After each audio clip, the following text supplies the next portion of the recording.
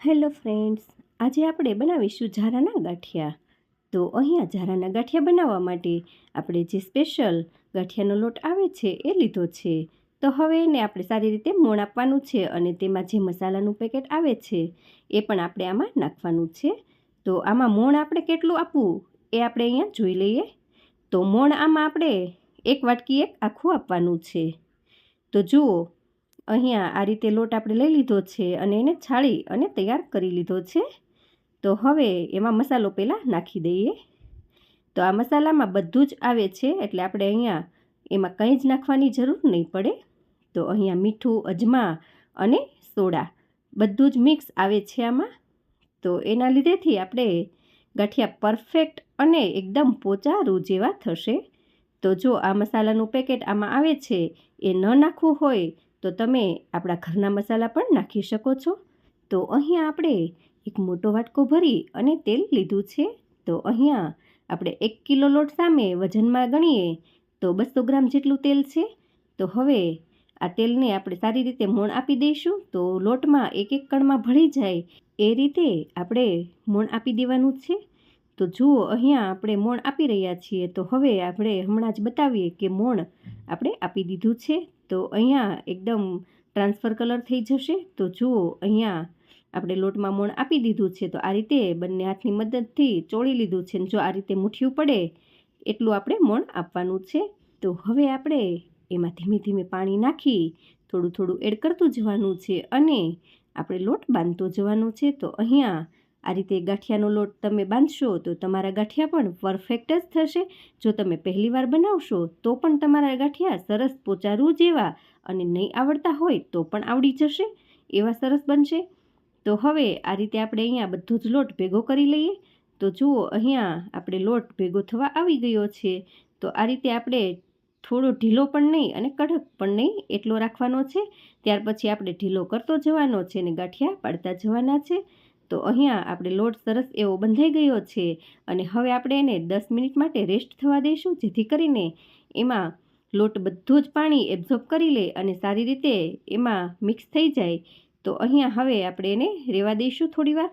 તો હવે અહીંયા જોઈ લઈએ કે આપણે આ રીતે ફૂલવડીનો ઝારો આવે છે એ ઝારો લીધો છે.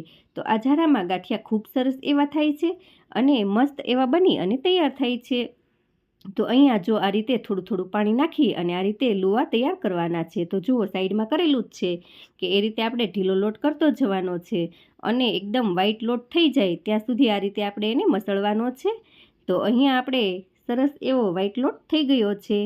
તો આ રીતે આપણે થોડું થોડું લઈ અને પાણી નાખી આ રીતે ઢીલો કરતો જવાનો છે એટલે આ રીતનો વ્હાઈટ લોટ થઈ જશે. તો હવે આપણે આ લોટના ગાંઠિયા પાડવાનું સ્ટાર્ટ કરીએ. તો અહીંયા ઝારાને આપણે પહેલાં પાણી લગાવીશું. તો અહીંયા આપણે જે હાથ આપણો લોટવાળો છે એ હાથથી જ લગાવીશું. તો અહીંયા પાણી લગાવી અને પછી આપણે લોટ એમાં નાખવાનો છે. ત્યાર પછી આપણે હથેળીની મદદથી આપણે જે અંગૂઠાનો ભાગ આવે છે એ ભાગનો જે ફણો હોય એ લઈ અને આ રીતે ઘસેટવાનું છે, જેથી કરીને ગાંઠિયા સરસ એવા લાંબા અને મસ્ત એવા પડે.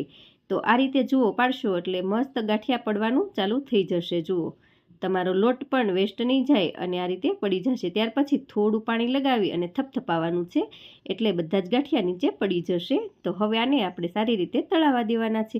અને આ ગાંઠિયાને તળાતા બિલકુલ વાર નથી લાગતી. તો આપણે અહીંયા એનું ખાસ ધ્યાન રાખીશું કે ગાંઠિયા આપણે થોડી વાર જ તળાવવા દેવાના છે. આ ઝડપથી તળાઈ જાય છે એટલે આપણે અહીંયા ગાંઠિયા લાલ ન થઈ જાય એનું ખાસ ધ્યાન રાખવાનું છે.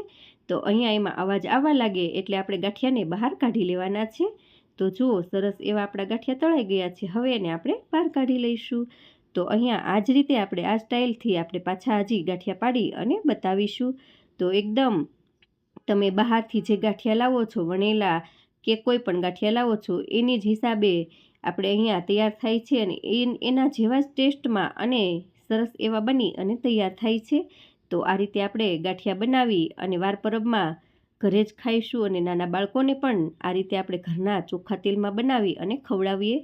તો હવે આપણે જુઓ કે અહીંયા બીજો પણ લુઓ લઈ લીધો છે અને આ રીતે આપણે ઝારામાં પાડતા જઈશું. તો અહીંયા આપણે ગાંઠિયા પાડીએ છીએ. જુઓ કે નીચે પણ હું તમને બતાવું છું કે ગાંઠિયા આપણા સરસ એવા પડી રહ્યા છે.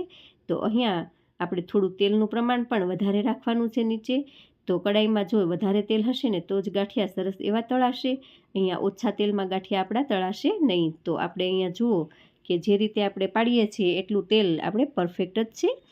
તો અહીંયા હવે આપણે આ રીતે પાડતા જઈશું અને બધા જ ગાંઠિયા પાડી અને તૈયાર કરી લઈશું.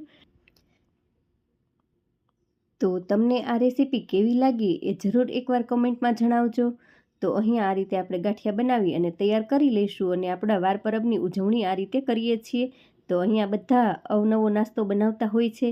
અને હા, ખાસ કરીને મોટી ઉંમરના લોકો હોય એમને ગાંઠિયા વધારે પસંદ હોય છે. એટલે આ ગાંઠિયા તો બધાના ઘરમાં બને જ. જો જેના ઘરમાં મોટી ઉંમરના લોકો હશે તેની ઘરે ગાંઠિયા તો વાર પરબમાં બને જ. તો આ રીતે આપણે ગાંઠિયા બનાવી અને આપણે બધા જ ખાઈએ અને મોજ કરીએ. તો જુઓ અહીંયા બધા જ ગાંઠિયા સરસ એવા પડી ગયા છે. અને જુઓ કે આપણે કિલો લોટમાં એક આખું મોટું સ્ટીલનું તગારું ભરાણું છે. જુઓ કે સરસ એવું આપણું ટોપ આખું ભરાઈ ગયું છે. અને આ ડબ્બો ભરી અને ગાંઠિયા આપણા બની અને તૈયાર થઈ ગયા છે. તો અહીંયા તમને હું બતાવું કે જુઓ એકદમ પોચા અને એકદમ સોફ્ટ ગાંઠિયા તૈયાર થયા છે. તો હવે આપણે આ ગાંઠિયાની રેસીપી એકવાર જરૂરથી ટ્રાય કરશું. તો તમે પણ આ ગાંઠિયા પહેલી વાર બનાવશો તો તમારાથી પણ સરસ એવા બનશે. અને જો તમને અમારી રેસીપી પસંદ આવે તો લાઇક, શેર અને સબસ્ક્રાઈબ જરૂર કરી દેજો. હવે મળીએ નેક્સ્ટ વિડીયોમાં. ત્યાં સુધી બાય બાય.